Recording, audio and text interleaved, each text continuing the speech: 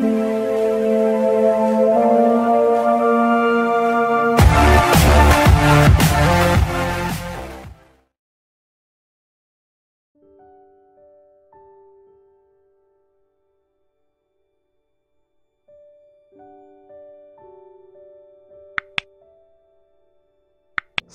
datang di channel ini dan selamat hari Minggu. Sahabat-sahabatku yang terkasih, beberapa bulan terakhir ini Indonesia sedang diterjang gelombang kedua pandemi COVID-19. Hampir semua daerah memberlakukan PPKM dengan level yang berbeda-beda. Bahkan di beberapa daerah seperti Jakarta, aktivitas di luar rumah kembali dihentikan. Jalan-jalan kembali sunyi dan sepi. Kebanyakan masyarakat berada pada posisi frustasi karena kekuatan ekonomi melemah, tetapi pandemi terus mengancam. Pada level umat beriman pun tak sedikit yang bersuara keras agar tempat-tempat ibadah ditutup kembali. Lebih parah lagi jika kita kehilangan harapan bahwa Tuhan sebagai kapten utama sedang tidak berbuat apa-apa lagi untuk kita. Padahal jika kita renungkan lebih dalam, sebenarnya kita yang masih hidup di dunia ini seharusnya bersyukur karena sudah berapa banyak orang yang meninggal dunia karena pandemi ini, tetapi kita masih tetap menikmati kehidupan di bumi ini. Pengalaman sekarang ini memiliki sedikit kemiripan dengan peristiwa bangsa Israel di dalam bacaan pertama. Hampir setiap hari mereka mengeluh kepada Tuhan. Mereka bahkan sedikit mengejek Tuhan dengan berkata bahwa lebih baik mereka tetap berada di Mesir daripada harus keluar dari Mesir dan mengalami penderitaan. Tetapi Tuhan tetap memberi mereka makan setiap hari. Pengalaman ini hendak memperlihatkan bahwa pada saat-saat sulit, kecenderungan manusia ialah mengeluh kepada Tuhan. Padahal yang harus kita lakukan ialah bersyukur setiap saat. Karena itu di dalam bacaan kedua, Santo Paulus meminta kita untuk melakukan transformasi diri dengan mengenakan manusia yang baru yang dikehendaki oleh Allah sendiri. Dan cara sederhana hidup sebagai manusia baru ialah senantiasa datang kepada Tuhan, datang kepada Yesus. Sebab di dalam bacaan Injil Yesus berkata, barang siapa datang kepadaku, ia tidak akan lapar lagi, dan barang siapa percaya kepadaku, ia tidak akan haus lagi. Sahabat-sahabatku yang terkasih, marilah kita merenungkan sejumlah remah permenungan.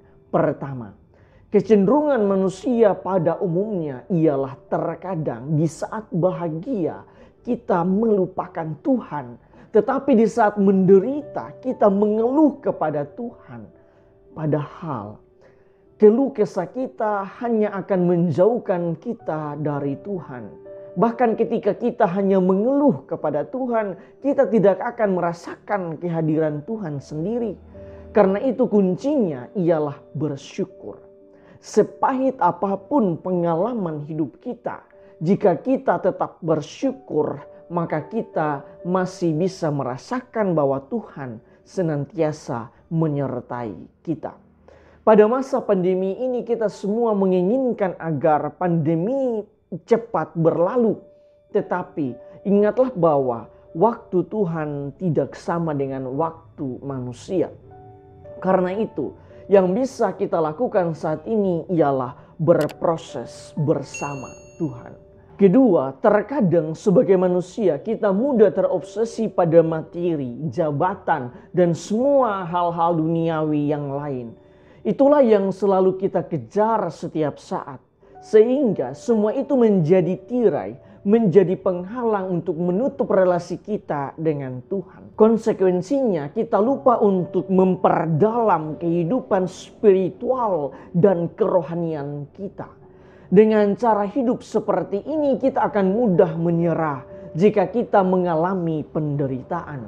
Sebab hal-hal duniawi tidak bisa kita andalkan sebagai pegangan hidup. karena sifatnya sementara dan fana. Jika pegangan hidup kita adalah Tuhan, maka kita akan masih terus melihat harapan di tengah badai kehidupan. Harapan itulah yang membuat kita tetap bertahan untuk terus berjuang.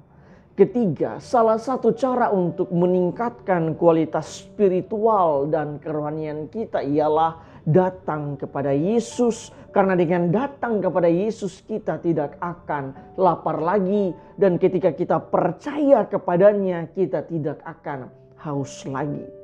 Dalam arti tertentu, dalam keadaan apapun Tuhan tidak pernah meninggalkan kita.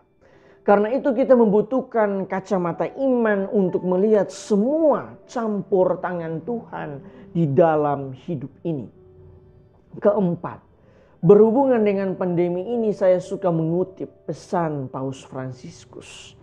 Seringkali saat kita sedang berdoa, kita tidak merasa seperti berdoa, atau kita sering juga berdoa seperti burung beo hanya dengan mulut saja, tidak dengan hati kita.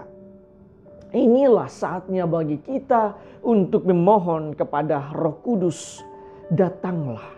Datanglah Roh Kudus, penuhi hati umat-Mu.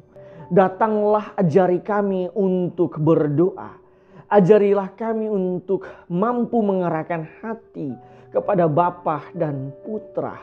Ajari kami untuk hidup dalam iman yang benar. Ajari kami untuk mencintai. Dan di atas semua itu, ajari kami untuk mampu berharap di dalam Tuhan. Dengan begitu kita memanggil Roh Kudus setiap hari agar Ia selalu hadir dalam hidup kita. Tuhan memberkati kita semua.